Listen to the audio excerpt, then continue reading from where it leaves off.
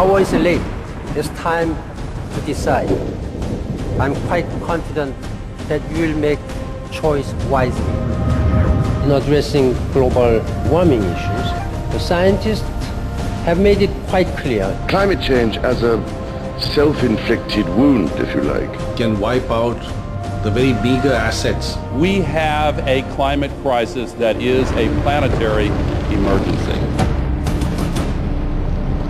We are so close to the red line that perhaps we may wake up tomorrow and find that there's nothing to save after all.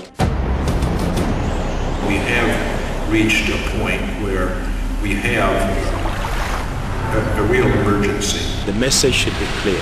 Climate change must take its place along those threats like conflict, poverty.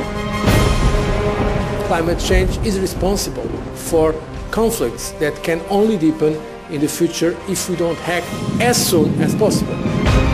It's the only thing that I believe has the power to fundamentally end the march of civilization as we know it. You will have a catastrophe added to another catastrophe. Climate change means catastrophically violent weather. Like wildfires and devastation.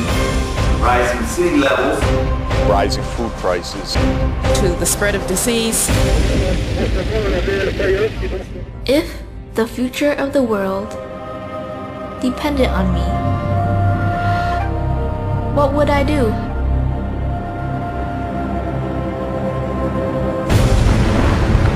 The North Polar ice cap is melting so fast.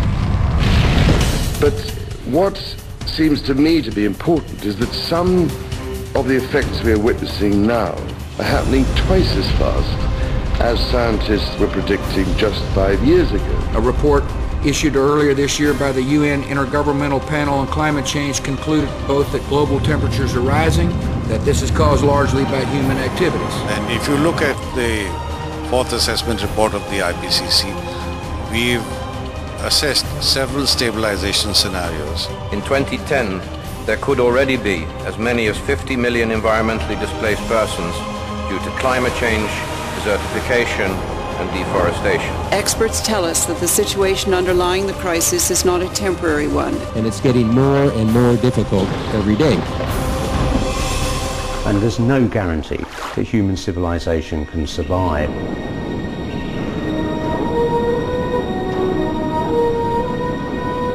The doomsday clock of climate change is ticking ever faster towards midnight. We are simply not reacting quickly enough. Do we need to move faster to answer the question? Yes, we do, because we have less time than we thought we had. So climate change is obviously going to have a major negative impact. The scale and the pace of environmental change at the beginning of the 21st century are a serious wake-up call to us as human beings on this planet. We know without a doubt that global warming is a reality, and the question today is not is it happening and not is it bad, but what are we going to do about it? We are all part of the problem of global warming. Let us all be part of the solution. The challenge you face is to prove to people that you are serious about adaptation to the unavoidable. Meat production and consumption is hugely intensive in terms of carbon dioxide emissions. More than all cars, trucks and ships added together. Unless we change our food choices, nothing else matters, because it is meat that is destroying most of our forests. It's meat that pollutes the waters. It is meat that is creating disease, which leads to all our money being diverted to hospitals. So it's the first choice for anybody who wants to save the earth. The food we eat and how it's grown and the kind of food we eat matters a lot. Everything comes with an environmental price. Beef production in particular. We consume far too much meat in this world. Because there's where the climate problem is, our meat consumption. Something that's harmful even for human health. 我们今天要减少二氧化碳的排放啊。我们素食的方式绝对是非常有效的一个方式。I do eat a lot of vegetarian meals. I think that's something we can all do. That's one of the easiest ways that we can make an immediate and quite substantial impact. There are some wonderful environmental benefits in terms of taking a couple of steps lower down the food chain. And the choice we face is a really simple one, actually. Just for one day, or more than that, become a vegetarian. Let us approach climate change not simply as a looming future threat, but as a present opportunity to work together. The time for action is now. What can they do to help? What can you do to help?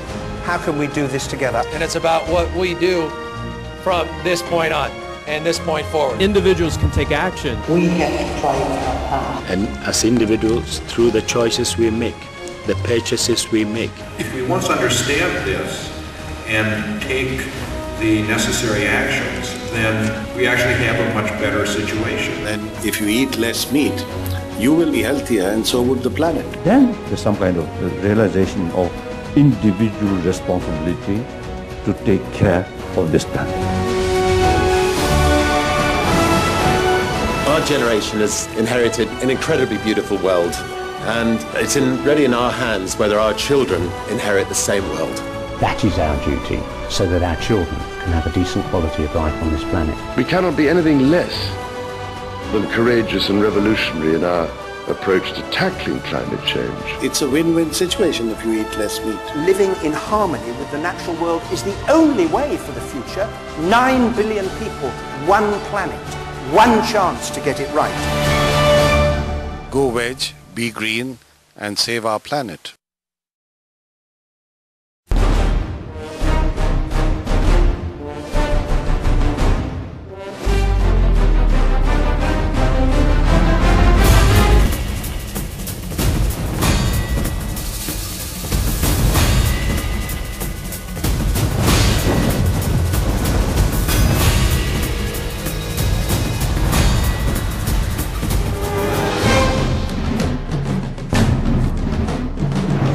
Arctic sea ice, which has historically deflected up to 80% of the sun's rays to keep the ocean cool, is now melting at a dangerous rate.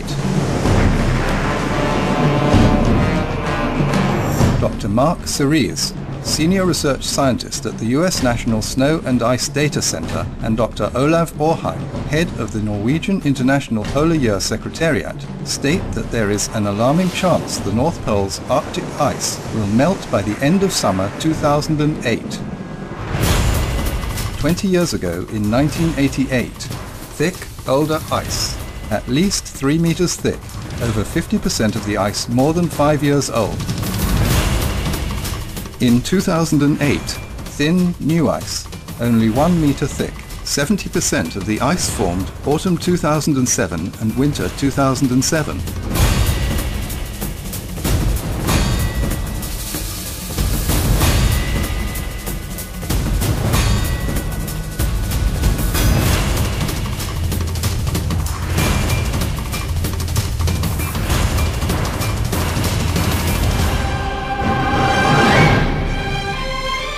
Now we're warming the system up. And what we're starting to do is lose that sea ice, that reflective sea ice.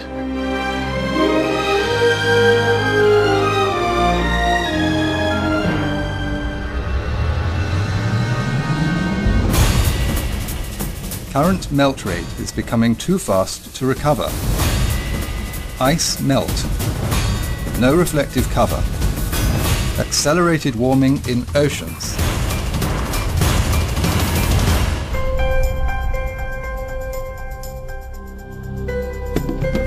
Urgent message. Daily veggie.